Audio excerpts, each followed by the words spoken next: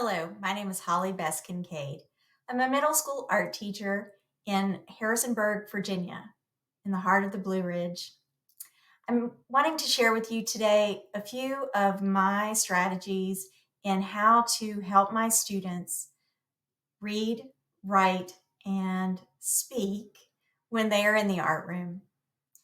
The majority of my students speak different languages. I have refugee and immigrant students who come to my classroom and learn to use their visual voice. But it's also really important that I encourage them to read, write, and speak so that they can practice. Now, this year is definitely a different circumstance when you come to virtual learning. And I am teaching completely from home probably for the remainder of the year. So that's a challenge. But I'd like to share with you a few of my strategies that I've used both when I'm in the classroom and some of the things that I'm continuing to use now that we've gone completely virtual. I hope some of these tips will help you and your students. And a lot of them can be adapted for younger students as well as your high school students. So here we go. I call this visual voice. It's cross-curricular ways to encourage students to talk about artwork and to share their thoughts. So here we have the language of art, and I love to partner with other educators. And reading is something that I think is a really wonderful way to share with students. I love when I was teaching elementary students in Texas as well as here in Virginia.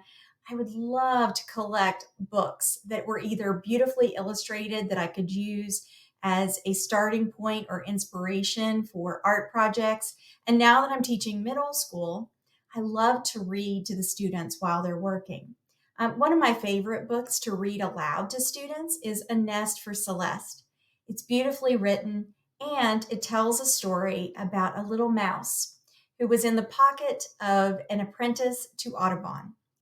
I usually have my students do a project where they study different artists, and you can see one of their examples here on the screen. They looked at different birds, did some research, and were able to create their own image of a bird using watercolors or watercolor pencils. We did use the grid method to do that. And while the students were working, I was reading the story. I would pause occasionally, check on their work as I walked around the room reading. And the students loved it. They loved to have that story being told while they were working. Students were quietly painting, and there was a hush in the air, but everyone was paying attention. It was quite wonderful. Now, granted, in virtual learning, it's going to be a little bit different, but I know my students are looking forward to getting their watercolor paints in the next art packet delivery next month. So this is going to be a project I'm going to try to continue to do even while the students are at home. I also have some little things that I put on the table. You can see a small image there. I have little table tents. They were plastic. You kind of find them at restaurants and different little stores where people would put signs along with their products. I got it at a resale shop that was reselling items from stores. They were, I think, 25 cents a piece, and they're small little plastic table tents.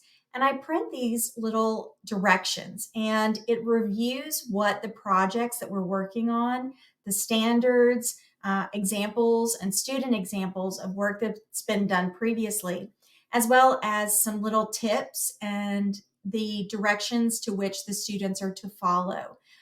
These can be rotated. So in a choice classroom, the students can pick a variety of different projects that they might like to work on self-paced and have that as a reference.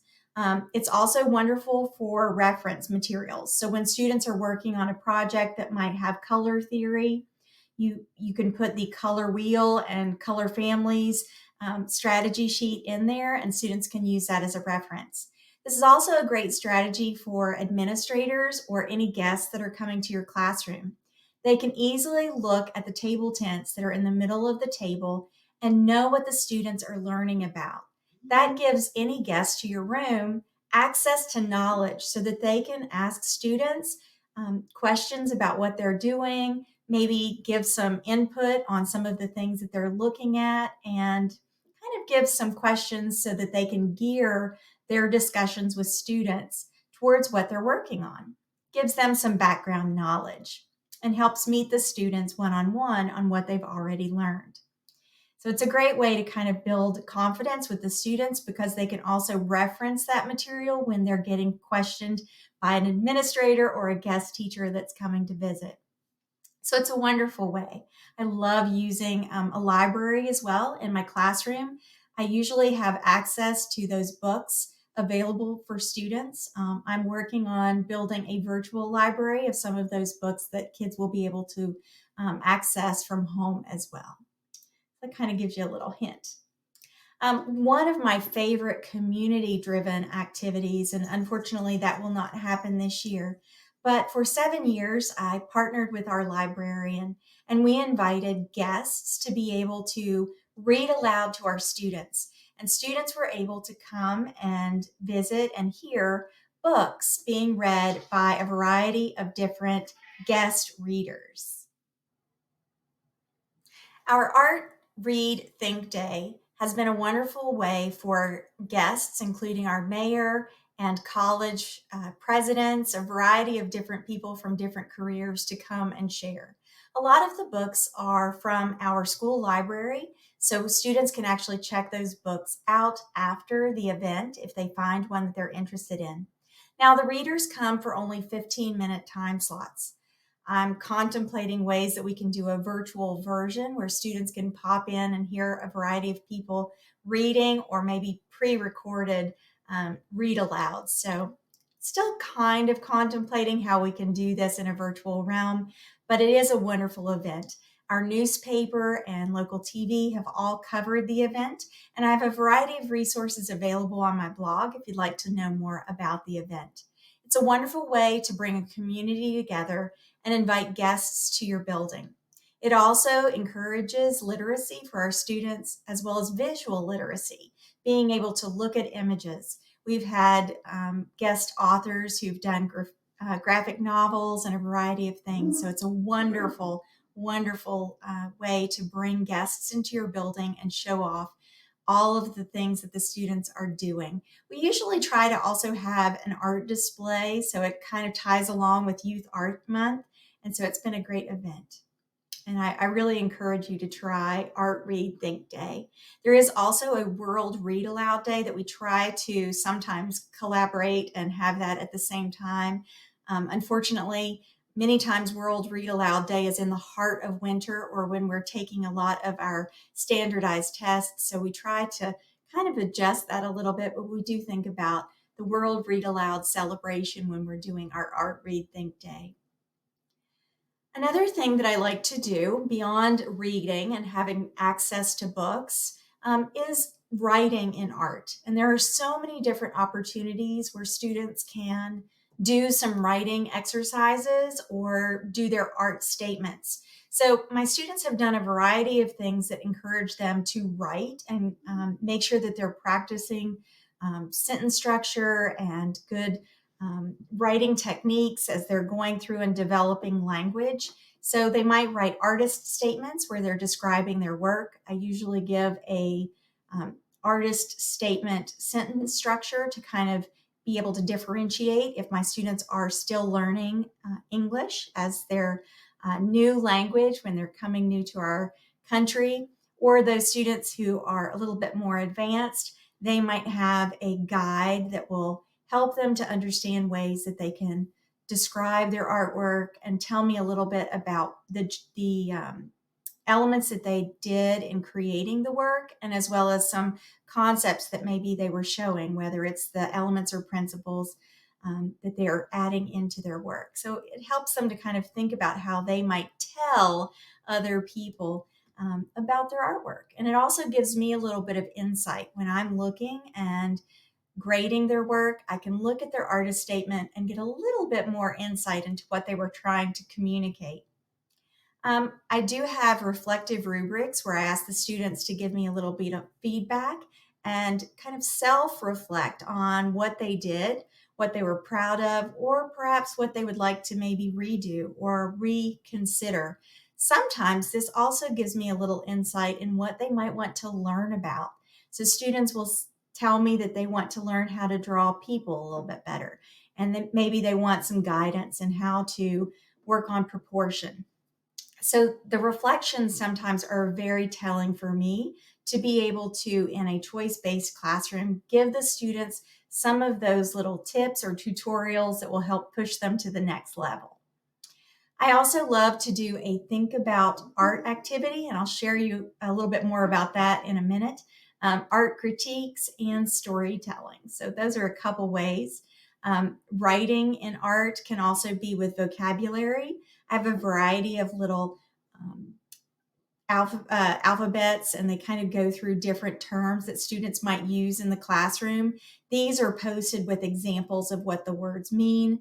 These are usually put up on my board as we're learning, but I am highlighting them in our virtual learning. So when we're going through art vocabulary and terms, I'm highlighting these new terms so students will understand new meaning, especially when you're thinking about students who are learning language.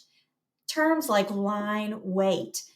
That's one of the topics that I was covering just recently with my seventh graders. And we were talking about the word weight and how it might mean how much something weighs. Or when you hear the word weight, you might think about wait or pause. So giving my students some understanding of the different ways words might have meaning, and then how they might mean in an art sense. So line weight, as in the thin or thick line, or a dark or light line. So it's really helping my students to understand all of these different ways that language might be used and vocabulary might be used in an art realm. So we do have those. A drawing game that I love to do.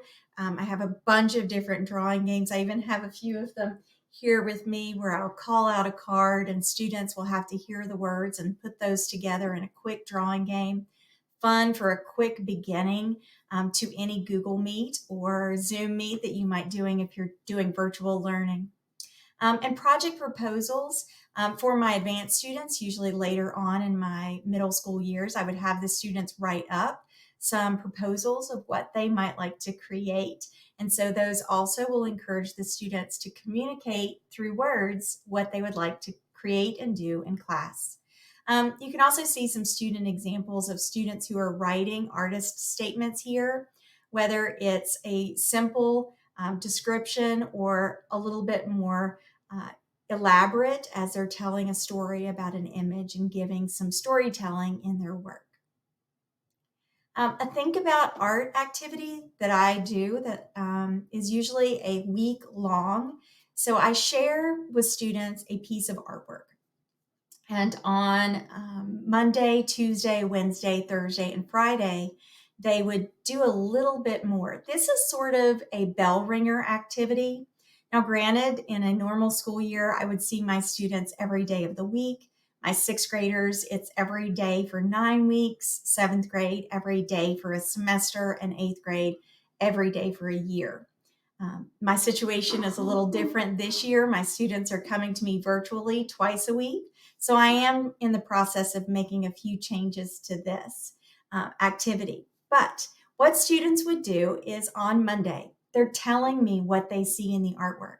So very quickly, in a few moments, they're writing down on a worksheet that I give them that gives a space for them to tell me what they see. So they're really just looking, and they're giving me those nouns of items that they see in the piece. I see a person, I see a dog, I see a house, those really basic elements that they might see.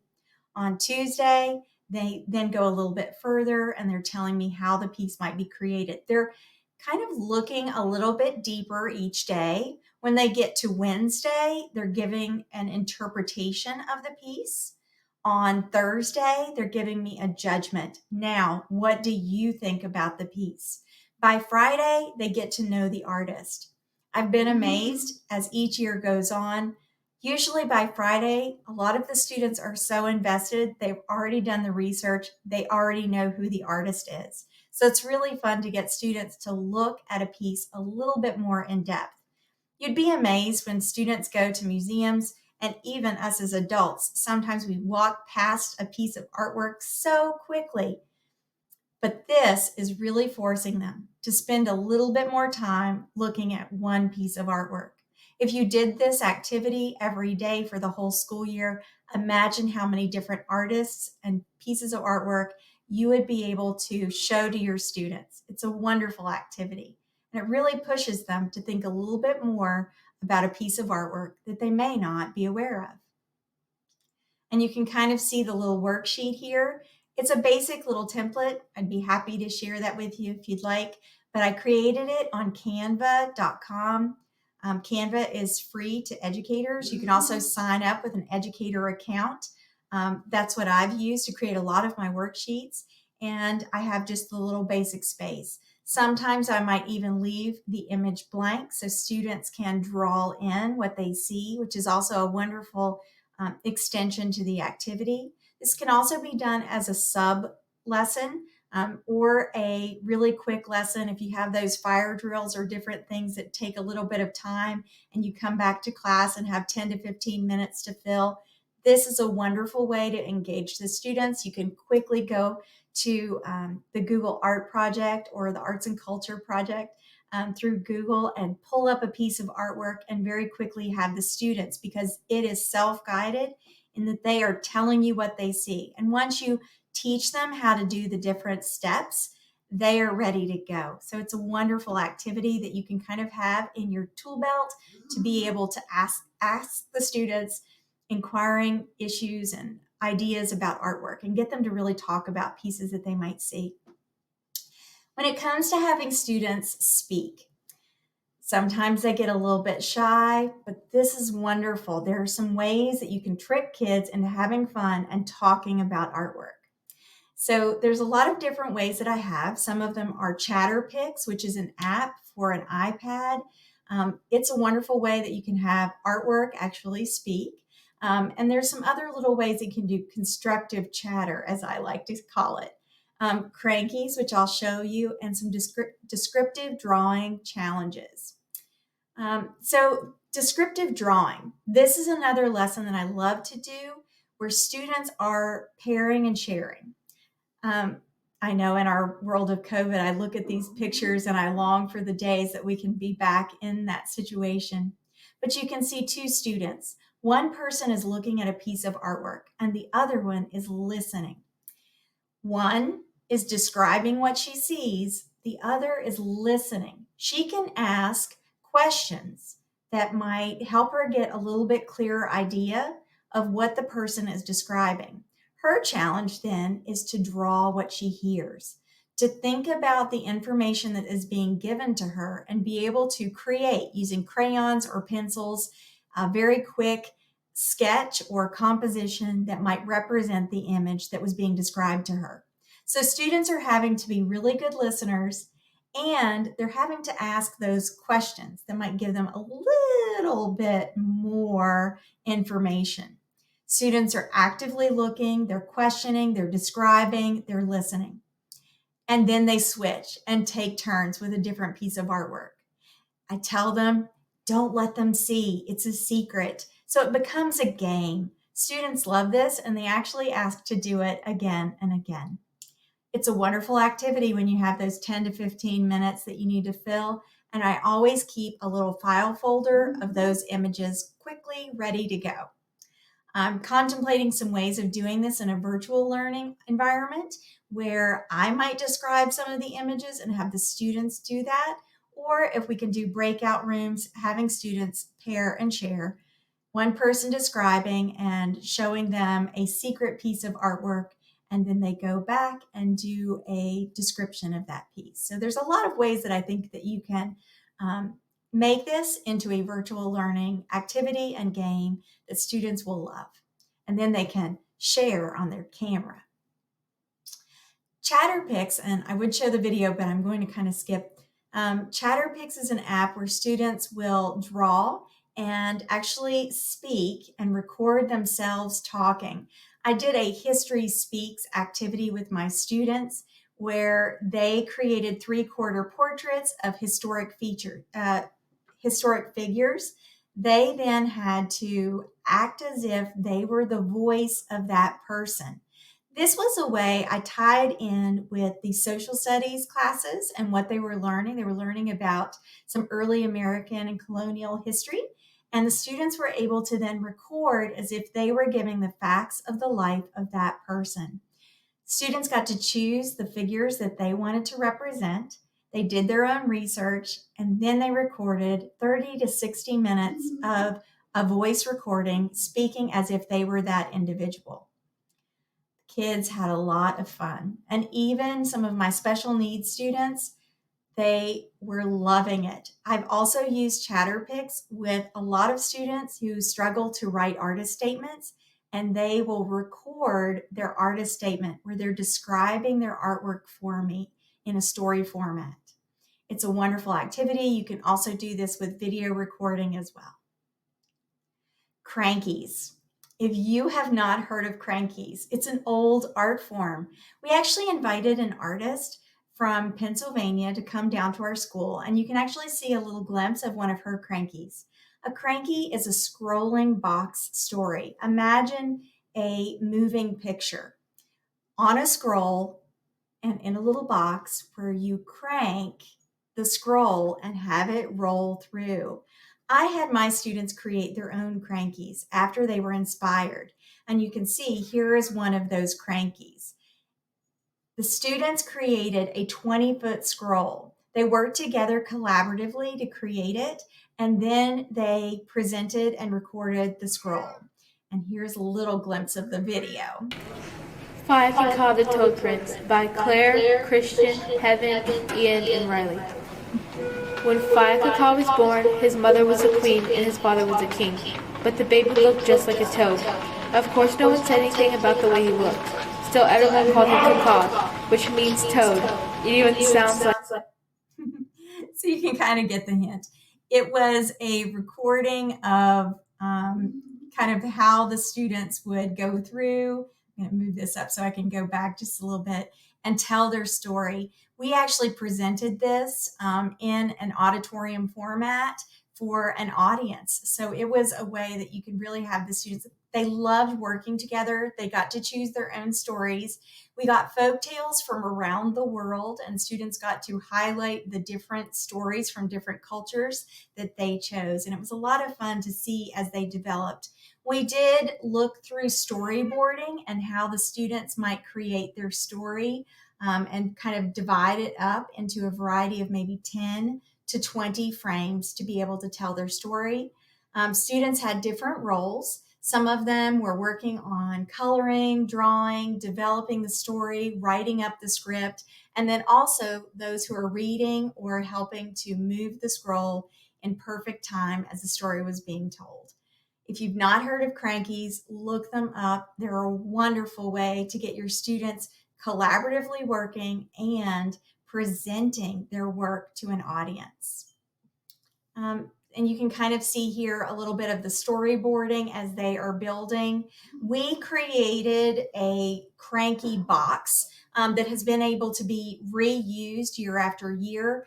It's very easy to get the scroll paper that can then be put on the dowel rods. And I'm happy to share any of those tips and tutorials and creating your own Cranky. If you're interested, just feel free to reach out and I will share that information with you. But it's a wonderful way to get students creating. So visualize thinking is another way that I get my students to access their prior knowledge, talk about content-specific vocabulary, further discussion and areas of interest that we kind of go through. And a lot of these resources you can definitely do when you're doing virtual learning as well as in-person learning. And I'm going to talk to you about a few of these strategies. These are strategies that you can find online, and I will show you some of these.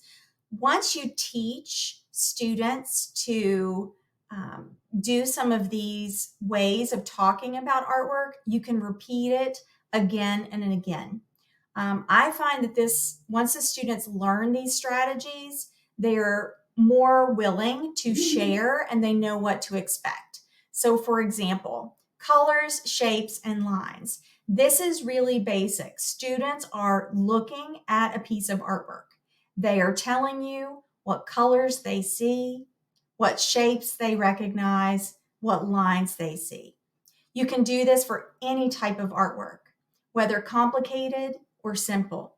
And students are coming with some basic knowledge, so even your youngest students can start to look and analyze a piece of artwork by starting with the basics: colors, shapes, and lines. All of these can be found, and I've got the little website here, pzartfulthinking.org, the Artful Thinking Palette. They have a lot of different resources that will help guide you and explain the different ways to guide students in looking at artwork, investigating these pieces of artwork, and talking about artwork. So there's some wonderful resources. I do invite you to check them out. These are just a few of the ones that I love to use from their resources. Learning to look is another strategy. So asking the students 3 basic questions. What do you see? What do you think? And what do you wonder?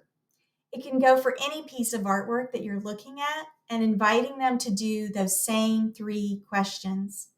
It pushes their thinking a little bit further and makes them look just a little bit harder. You'd be impressed, even in a room full of adults, if you take the time to look at these pieces of artwork and encourage them to look just a little bit deeper. It's amazing how much more you might see. I've shared these strategies with a lot of my colleagues who teach a variety of different subjects and invited them to use artwork in their classrooms, whether it's science, math, history, any subject. You can use art as a vehicle for discussion. So you might use some of these basic strategies. I was recently told by a colleague, she just came to my school and she saw my presentation about this same strategies about 4 or 5 years ago. And she said that it's been one of the most used things that she has done in her classroom since she's been teaching. And she has been amazed at how much, once the students learn these strategies, how much they are empowered to share and talk through art. So it's a wonderful resource, and I do encourage you to check out. There's so many different ones. Here's another one. This one is Stepping Inside, where you're inviting them to look deeper into and imagine that they are in the piece of artwork. So they're stepping inside. What do they perceive? What do they know? What do they care about? So if they were in this image, where are they? You might also ask them, which character are you? Sometimes my students have said, I'm the bird that's flying, or I'm one of the dogs. And they imagine themselves as a piece, a part of that image. Who are you inside this piece of artwork? And as that person or that animal or that character in this piece of artwork, what are you perceiving? What do you know and what do you care about? It gives you a new viewpoint and a new perspective. So it's a really wonderful way for students to kind of share their views. See, think, and wonder, comparing and contrasting different pieces of artwork, all wonderful ways to get students and invite students to talk and share, or even write about artwork. All of these activities can also be done in a written exploration. Some other ideas that might encourage your students to read, write, or think about artwork in a different way. I have used old dictionary pages as a way for vocabulary development. So with my students, I actually had a dictionary. It was an unabridged dictionary that had been from my youth. And we won't say how old this dictionary was, but it was falling apart. We'll just give a little hint on that. I didn't want to throw it away. So instead, I brought it into my classroom. I let students choose one page, and then they illustrated one word on the dictionary page. It was wonderful to see the students who were thinking about the definitions of words and how they might visually represent how that word might be understood. Some other things that my students have done is create little mini comics. We did these out of one sheet of paper with a simple cut and multiple folds, and they made their own little mini comic books. Our local library actually highlighted them as authors during a comic book event. So it's wonderful to see and inspire students. We had a guest partner, the author of graphic novels, Laura Lee Gullidge, and I'm happy to share her information as well. She does do classroom visits, and she has a new novel that just came out this last year. She came and spoke to my students and inspired them to create their own comics. And I loved them, and the students did too. It actually inspired some of my students following this activity to start making their own comics and selling them for 10 cents. They started doing their own series, and they were collectible comics. So you never know how inventive your students might become. I do use the Studio Habits of Mind in my classroom as some building blocks for students to read, write, and speak about their work. So we do use a lot of these things. So I wanted to give that as a little background for the way that my classroom is run. I encourage with all of my lessons every week that students are going through a rotation of different elements, and I want them to be aware. Are you developing your skills and developing your craft? Are you envisioning ideas? So I encourage these words when we are talking about our work and when we are investigating a new part of our lessons and our units. Where are we in the studio habits? Are we reflecting? Are we engaging and persisting and going a little bit deeper in our work? So I try to make sure that the students are always hearing these words and understanding what part of the creative process they are working currently with. And you can kind of see those there. And if you want more information, do check out the Studio Habits of Mind from the Harvard Graduate School of Education. So that is what I have to share with you today. And if you have any questions, feel free to reach out. I'm happy to share some of my resources with you. You can find me at Art Lady HBK on Instagram and on Twitter. I'm also on Facebook. I am the Virginia Art Education Association president. You can also check out our VAEA member forum if you'd like a little bit more information too. We're happy to share with educators from around the country and around the world.